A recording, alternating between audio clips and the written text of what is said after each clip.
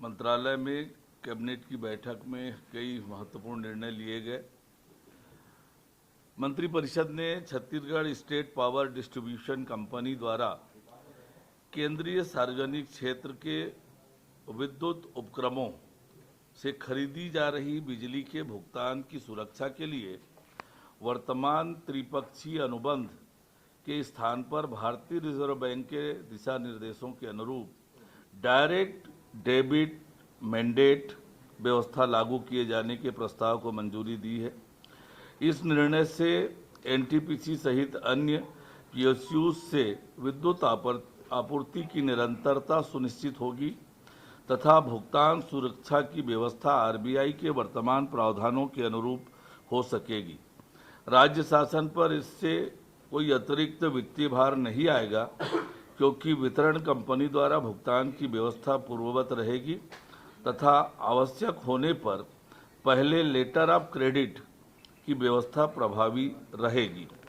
मंत्रिपरिषद की बैठक में छत्तीसगढ़ पुलिस विशेष कार्यपालिक बल बस्तर फाइटर आरक्षक सेवा भर्ती तथा सेवा शर्तें नियम 2026 में महत्वपूर्ण संशोधन को स्वीकृति दी गई है। इससे उनकी भर्ती का मार्ग प्रशस्त होगा और स्थानीय युवाओं को रोजगार के अवसर भी मिलेंगे। मंत्रिपरिषद द्वारा निजी विश्वविद्यालय स्थापना एवं संचालन संशोधन विधेयक 2026 के प्रारूप का अनुमोदन किया गया है। इस संशोधन में भारत सरकार के मंत्रिमंडल सचिवालय के विनियमन प्रकोष्ठ की अनुशंसाओं के अनुरूप निजी विश्वविद्यालयों की स्थापना संबंधी प्रावधानों को अधिक व्यवहारिक, गुणवत्तापूर्ण तथा समकालीन बनाया गया है। इसके तहत निजी विश्वविद्यालय की स्थापना के लिए विन्यास निधि के स्थान पर रक्षित निधि का प्रावधान लागू करने से अध्ययनरत छात्र छात्राओं के भविष्य को संवारने के लिए आवश्यक उपाय सुनिश्चित किए जा सकेंगे। इसमें आधारभूत अधोसंरचना, पुस्तकालय एवं अन्य सुविधाओं को यूजीसी एवं अन्य सक्षम नियामक संस्थाओं के मानकों के अनुरूप सुनिश्चित करने का प्रावधान किया गया है। इस संशोधन से राज्य में गुणवत्तापूर्ण उच्च शिक्षा संस्थानों को प्रोत्साहन मिलेगा। मंत्रिपरिषद ने मूल्य संवर्धित कर संशोधन विधेयक 2026 के प्रारूप को मंजूरी दी है।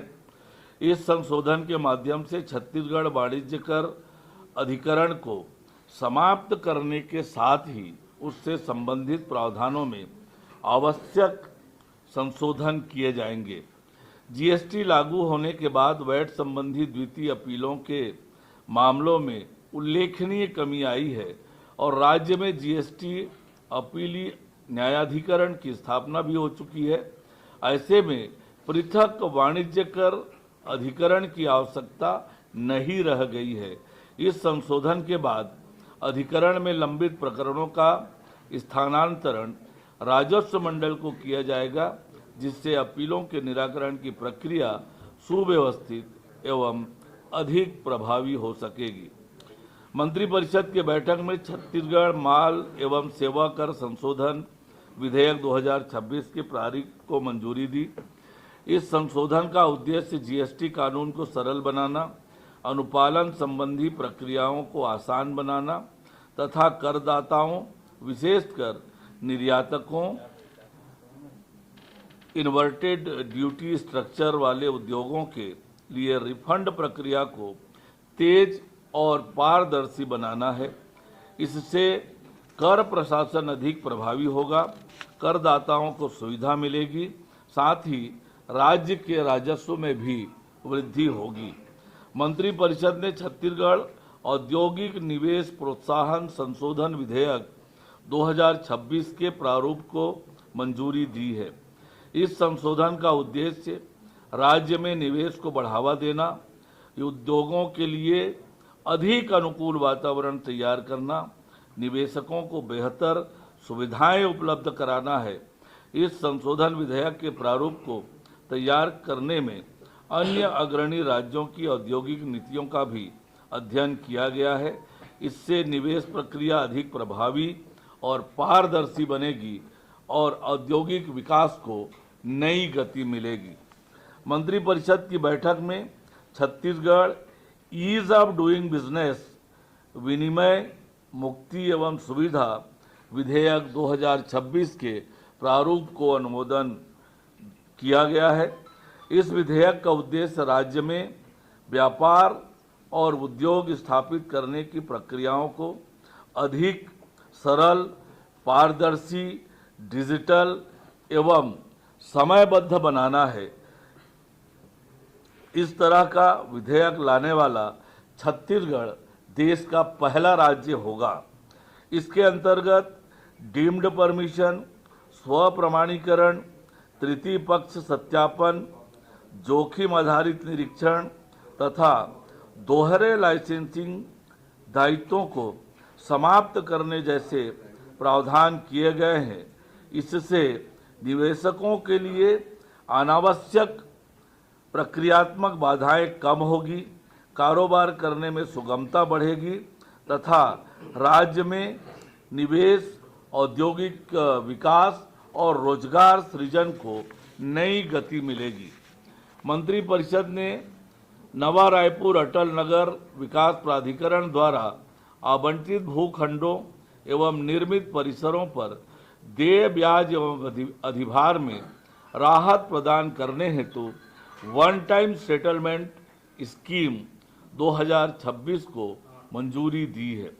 इस योजना से पात्र आवंटितों को निर्धारित शर्तों के तहत बकाया देयों के नियमितीकरण, परियोजनाओं को निर्धारित समयावधि में पूरा करने में मदद मिलेगी।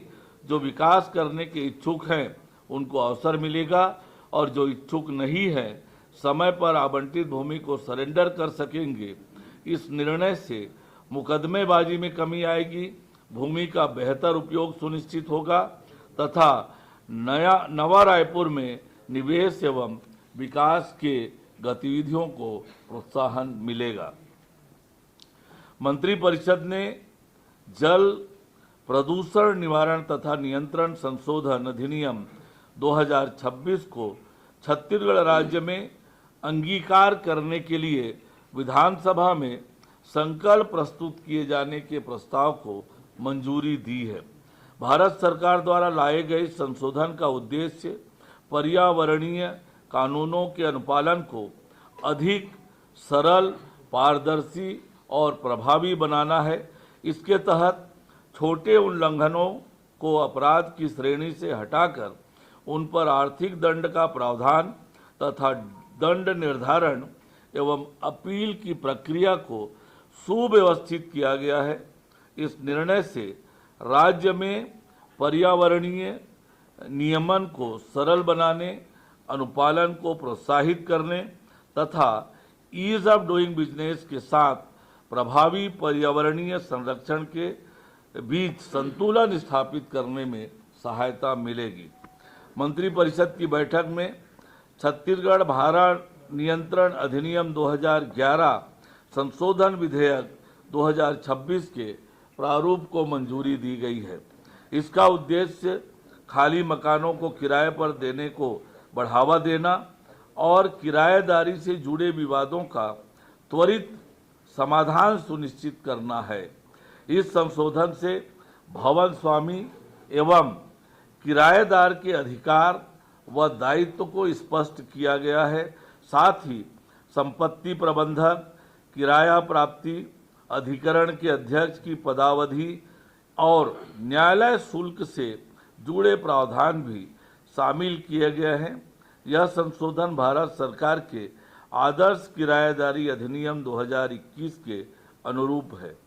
मंत्रिपरिषद द्वारा राजनांदगांव में 2000 सीट क्षमता वाले आधुनिक ऑडिटोरियम के निर्माण के लिए आवश्यक शासकीय भूमि के आवंटन का महत्वपूर्ण निर्णय लिया गया है।